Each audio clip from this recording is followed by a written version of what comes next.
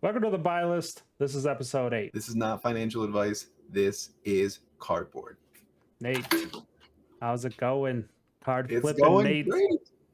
It's going great. We got some print run numbers, so we got some stuff to talk about. We're gonna Mm-hmm. we're gonna dive into some EV and kind of look at how print run numbers are initially reacting to that stuff. And then we're gonna dive into some more EV later on in the episode. But how's your week been, buddy?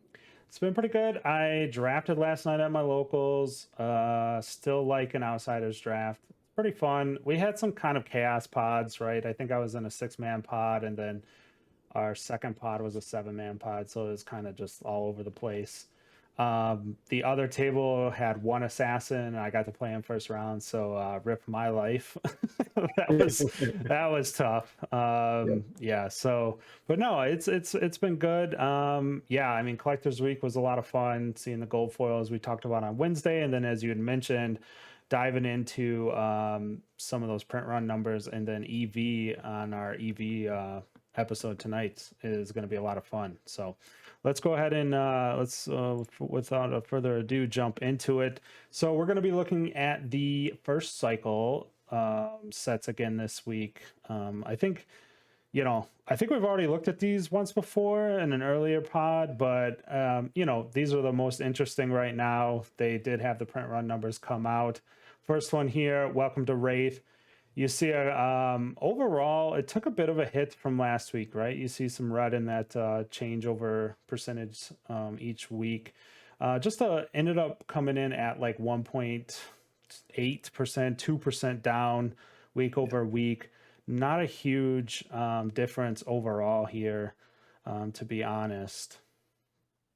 Yeah, and this is unlimited too, and I think this is the thing that the market really wanted to know, was like what did these unlimited print run numbers come in at? Because they weren't actually unlimited. I don't want to call myself an oracle or anything, but if you watch last week's episode, kind of nailed the numbers on the head.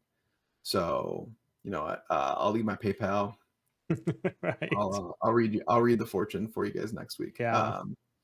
But WTR, the OG, the original gangster, what a great set to draft.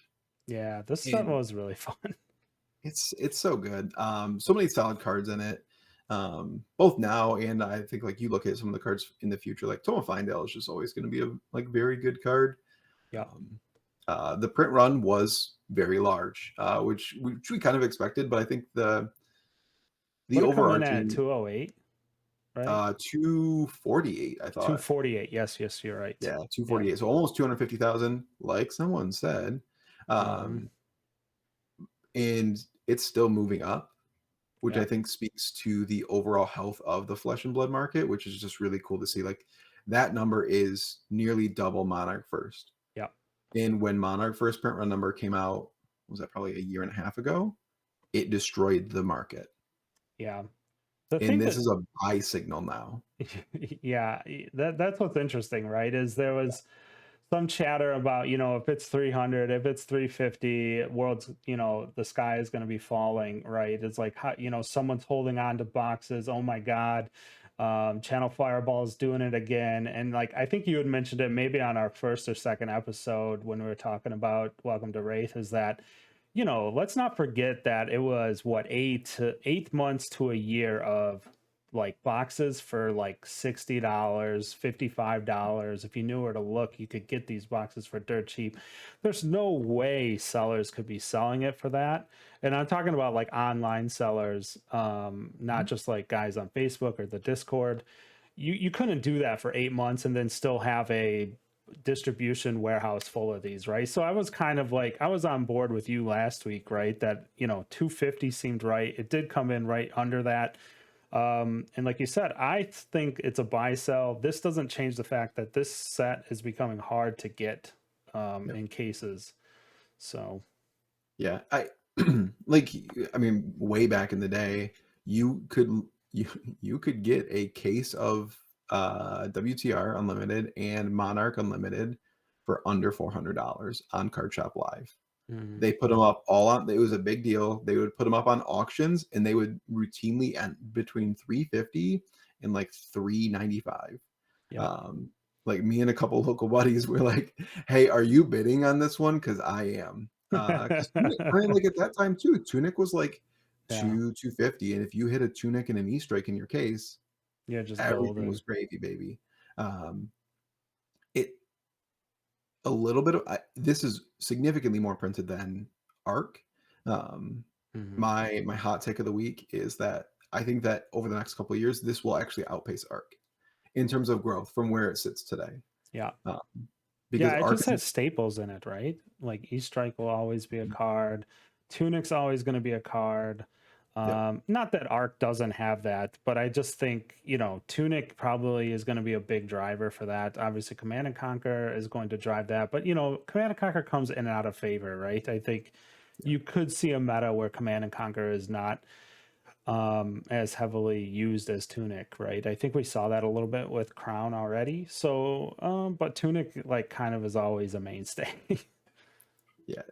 Tunic being one of the most valuable unlimited staples. I think we'll continue to push this forward as we continue to see the game expand. But not only that, this set is just it's more draftable. There's so many Mhm. people have so many great memories of this set that it's something that people will like right now. I think you want to squirrel away a case of this if you want to be able to draft this later with like a group of buddies because I think it's going to get very expensive later because it's the OG Yeah. and it's such a great draft experience compared to Arc, which is undraftable in my opinion. Yeah, I've Like, never done it. I've kind of avoided it. yeah, And I've heard nothing but bad things. So, it's just kind of like pile deck. Did you open induction chamber? Kano's unplayable. yeah. So Yeah, so I mean, to look at this, again, I like to lean on the pie chart, a little bit more visual aids here. So yeah, this set's still leaning heavily on its legendaries. Rainbow Foil Majestic's hard to pull, and it's not every Majestic, right? It's we know the we know the big hitters. It's the Toma Findel and E Strike are definitely pulling that 24%, pulling their weight in that 24%.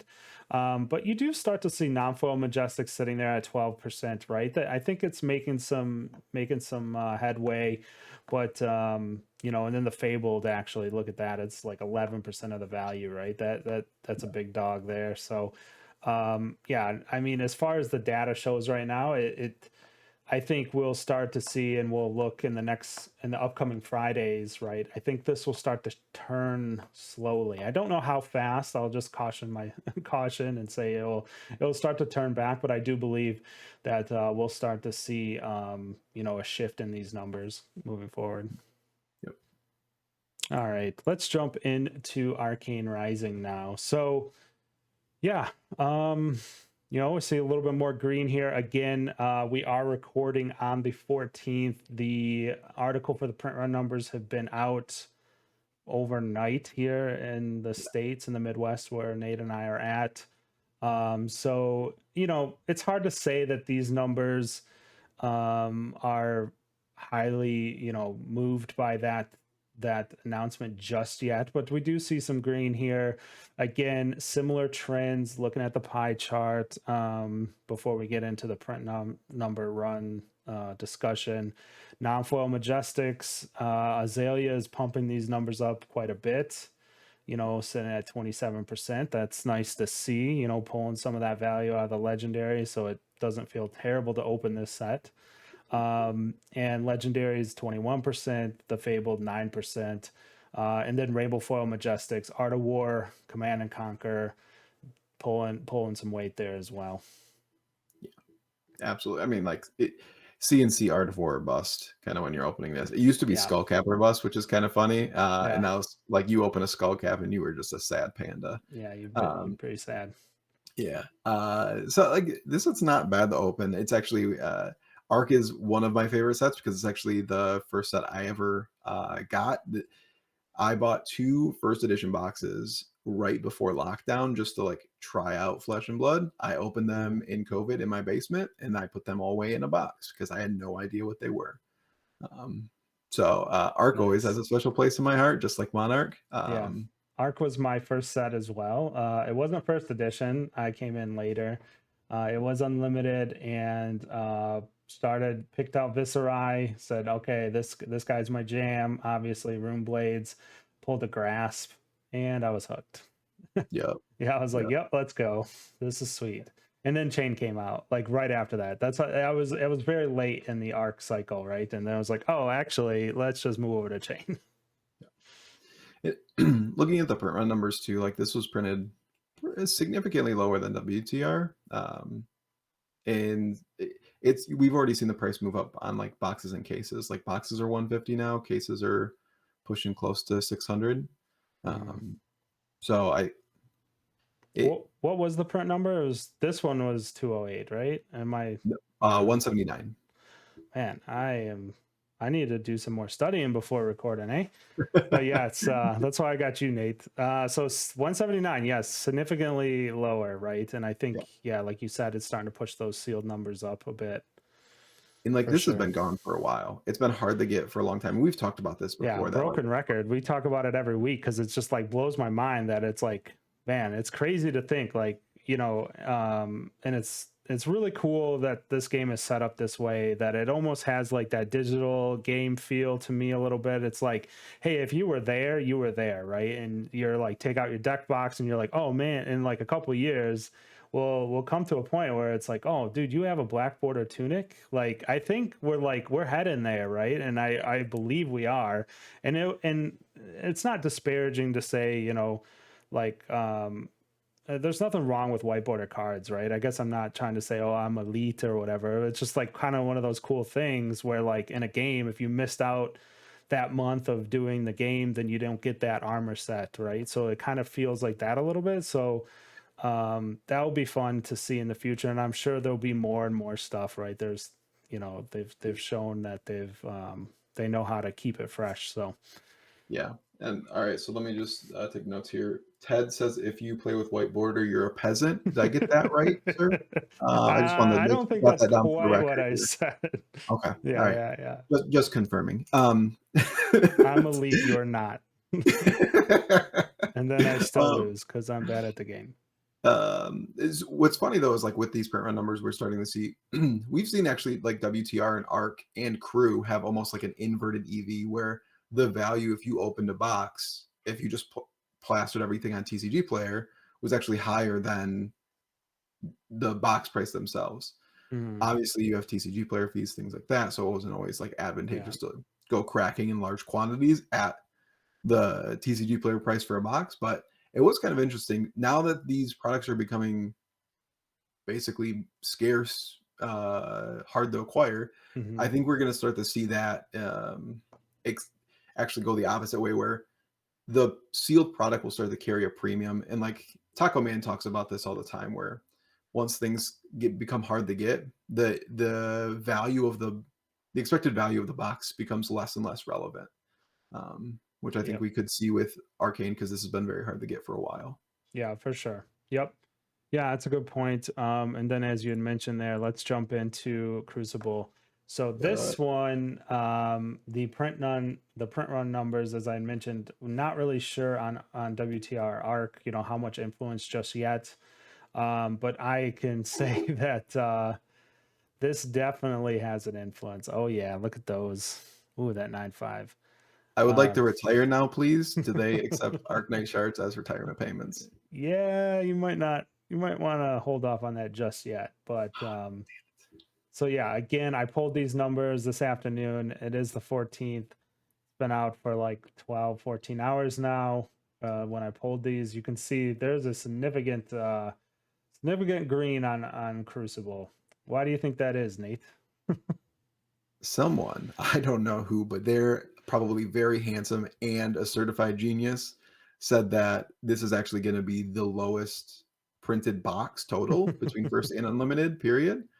And Arknight shards are going to be the rarest fable in existence. God, that guy is probably extremely good looking and probably certified genius. He's probably going to win the Pro Tour too, to be completely honest. I believe it. He's also going to be on a podcast that gets a chain preview, I think, as well. Yes. So that's pretty cool, man. Like, hey, James White, you heard it here. I don't know if they've told you yet, but like the people below you already have that in the works. That's pretty cool, huh? Yeah, yeah. Preview card, any Shadow Rune Blade, Yeah, we in we there. wouldn't be upset. Um, I mean, you look at roughly the pull rates of Arknight shards. There's only 4,000 in existence between Rainbow Foil and Cold Foil. Like, That's nuts, man. That's a nuts number. and there's only 3,000 Rainbow Foils, Yeah, that's not roughly. enough to go around, folks. So that's going to be an interesting problem for LSS going forward, though. Like if they decide to give Viserai a kind of like Azalea treatment or a Starvo treatment, like Hmm. if Viserai becomes very good, Arknight shards will become very expensive. Yep. Um, Yeah, that is an interesting problem they have to solve. We talked a little bit before we hit the record button. It's it'll be interesting to see how they do it. Yeah, for sure. yeah, and it it will yeah, it's definitely an interesting problem for them. I mean, but you also look at like I don't think this is $1,000 card. Please do not go like FOMOing in and buy it Yeah, for a yeah, thousand. don't hold off. Yeah, because if you look at like the Discord selling channels and Facebook, basically everyone and their mother thinks that they just like Hit the uncovered lottery. the Black Lotus and Yeah. they're trying to cash in right now. This price will sink back down quite a bit, but Yeah. it's going to be a hard card to get in general. So I don't how far it sinks will yet to be determined. But crew, what a set! I loved opening Yeah. this set, and like you look at the EV, the pie chart. Yeah, the pie chart is like, just going back, if you can think back to the view that we just looked at previously, there's very large chunks, right? And very small slivers. But you can just look at the colors and be like, oh, this is very evenly split, which is great for opening, which is great for the set, right? Yeah, You see a good mix here. Obviously the legendaries being there's only two of them, or three. Yeah, two, right? Shiana and three. wait. Tunic, Tunic, Shiana. Kiana, That's it, end of right? list? Yeah. Yes, end of list. Yeah, Yes, yeah. yes, yes. So, I mean, that kind of skews the number a bit there. Again, when the numbers were pulled, 595 was where the Fabled sat. I think, Nate, as you had mentioned, it's jumped up now. Yeah, even though we're preaching that, hey, this is the rarest Fabled, again, the opinion on this pod from Nate and I are don't buy one just yet. Like, if you want one, just wait, hold off. It will come back. There will be some retracing here for sure. Yeah, But I mean, rainbow foil, short majestics, which are your armors and your weapons and things like that, right? 8-11%. The one thing you'll notice, I think we skipped over it on WTR, but the rainbow foil commons up 75%. That is Death Dealer alone. Death Dealer account is right now sitting at $49.99 for a rainbow foil. Yeah, that's not quite real. I think, Nate, you said the last sold was 15 or something like that, right? Or 9 even. yeah. I think the last sold on that was 9 because we wanted to check that. With WTR it was Snapdragon scalers. Yeah. The rainbow foil equipment, though, or the rainbow foil weapons in crew are harder to get and short printed, and they do carry value. Mm-hmm. Um, but definitely not $50 of value. No, yeah, you got to hold off on that. Don't go nuts So there. the I EV might be a little bit off there. Yeah, Just keeping that in mind, but everything else is just like it's pumping because every card yeah. in that set is great. Yeah, there's a lot of I think staples it in is. this set, right? Yeah, Majestic staples are in most slots in this set, right? yeah, This is a set that they clearly just wanted to bump up the power of every class, right? yeah, Where in the supplemental sets we've seen now, they're becoming more targeted, which is not a bad thing, right? I think you got to be careful how many crew sets design like crew supplemental sets you put out, I think, because you just can't keep being like the whole game go up a peg, the whole game. You kind of have to be careful with that. So I think I agree more with supplemental sets now, but crew's awesome, like, just for that fact. yeah. Yeah, for sure. Great stuff. Yep. Do So let's we talk about all the numbers. Yeah, so we can go over them here. Should have had these off to the side, eh, Nate, so I could reference them so I didn't look like a jabroni every time. But that's why you're here. That Um, listen, I just do numbers all day for a living, so this is yeah, it's my jam. And I we didn't even really talk about it, but yeah, Crew at 125, that was Monarch first, which crushed the market, and now Crew being that number, yeah, like you see, Crew cases are insane yeah, for because sure. there's not a lot of it. It's been dumped, Yeah, and the the weak hands kind of let it all go, and now it's just yeah. there's not a lot left. So, how are you feeling though about Everfest, Everfest and Tails? Then Well, how you that is a feeling? loaded question, my friend. Yeah, I mean, dude, Tails coming in, first edition coming in at 208. We don't know what unlimited is. I mean, I get it, right? The game is growing. I don't have a like let's just right off the top, from my opinion, these numbers don't really scare me, right? They actually are encouraging, right? Because I don't think you print 208 unless you have like a real reason to print it, right? I know there's still a lot of tails out there you can get. I mean, there's tons of it, right? Which is fine. Yeah, And I think the we'll eventually see that come down, the scarcity go up. I mean, nah, and the box availability go down. That's what I was trying to say. And by that time, let's not forget what LSS is doing right now, folks. Elemental heroes are not just one and done. We will get more, and they are what happened to Monarch last year, right? You keep mentioning it in this pod that Monarch got crushed by its print run numbers.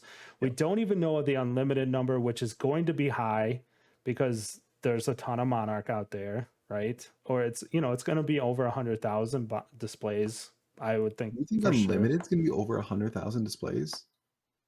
Yeah, I think so.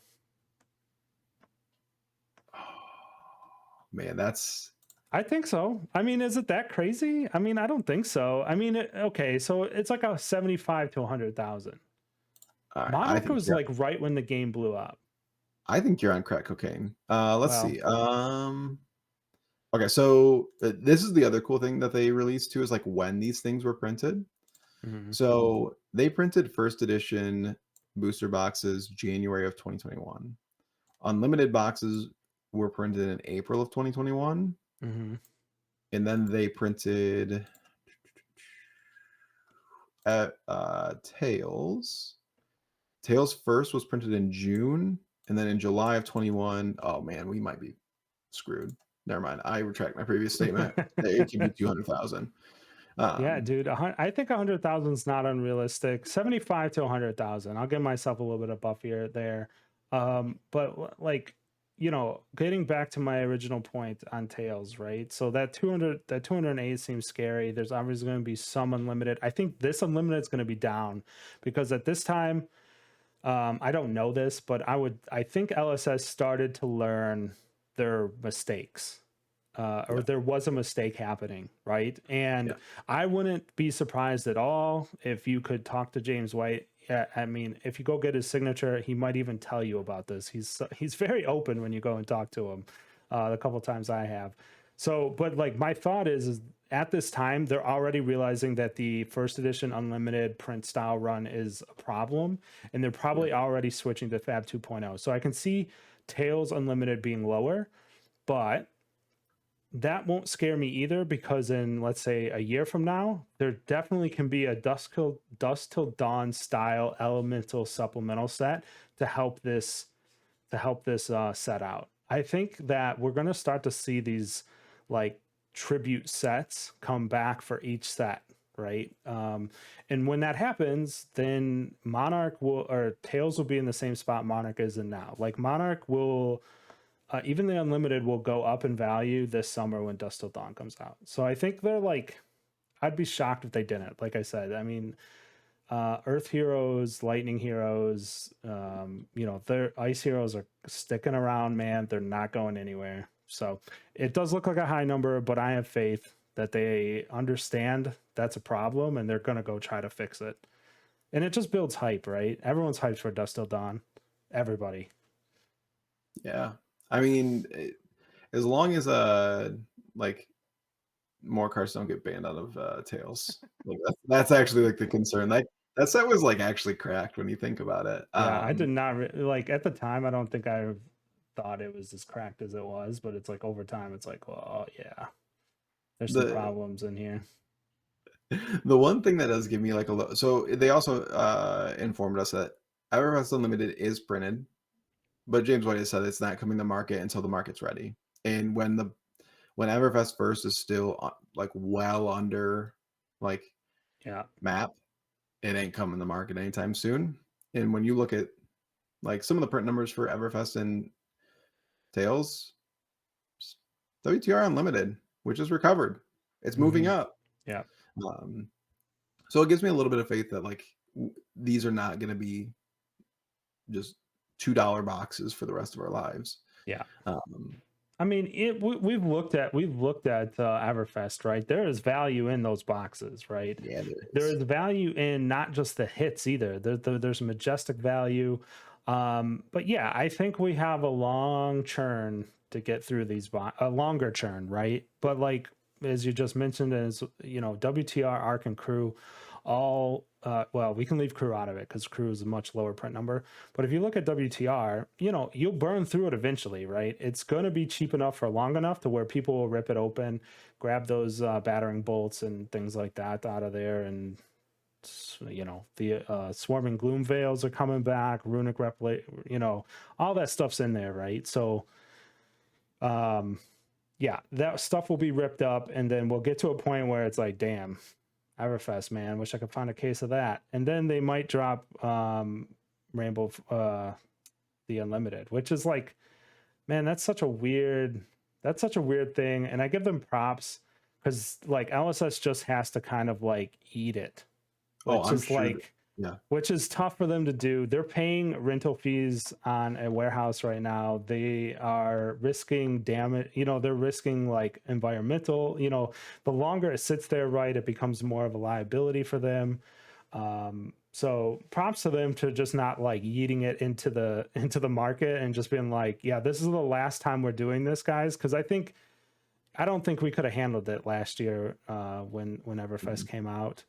So No. it's good for them to understand that and know that sentiment, and I commend them for like literally, like I said, just eating it right now.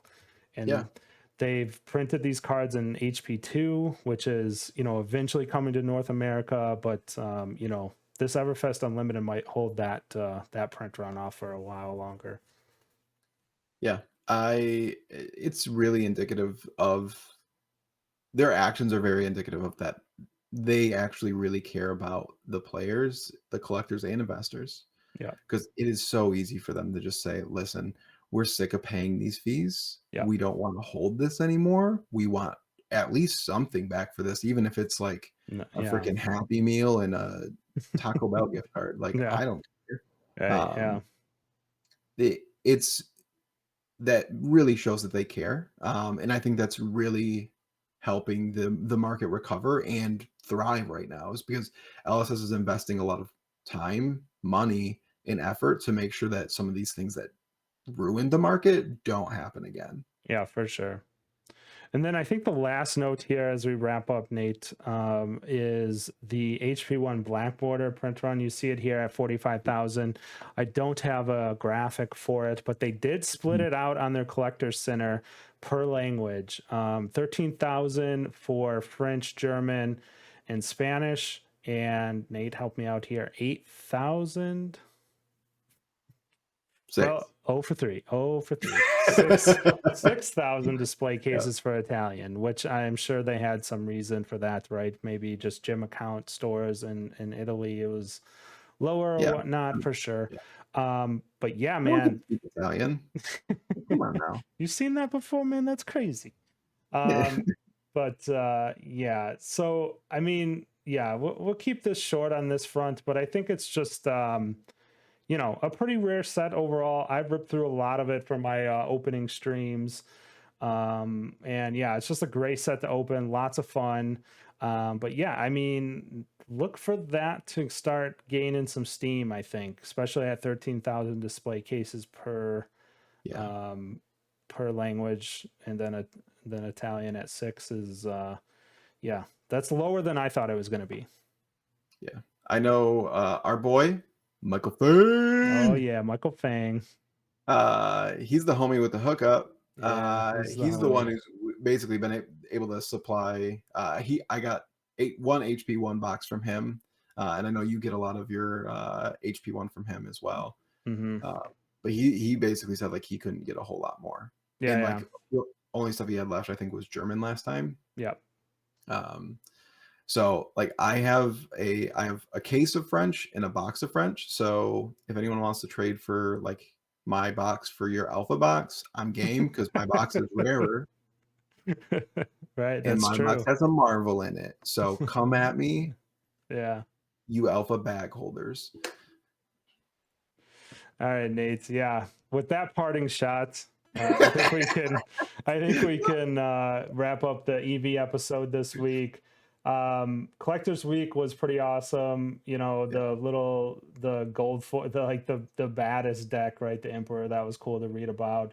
yeah, Kind of getting some insight into grading with Matt Rogers, very cool. But obviously, you know, we hit the big ones, right? With the gold foils on last week's episode, or this week's episode, but last episode. yeah. So go check that out if you want to hear our comments on the gold foils, and then also our speculation on the print runs, which where Nate was pretty much spot on. And yeah, so it's been a lot of fun. And you know, Baltimore's coming up. Can't wait to get out there and start playing some Flesh and Blood in the Flesh and Blood, and meet everybody. So Yeah. We'll both be there, so come say hi. all right. Yeah. So, you know, like we always do, please like, subscribe, hit the bell. It all helps. Comments help, guys. The support's been great. I say it every week, but this is a ton of fun. And yeah, thanks, everybody. Peace out. Peace.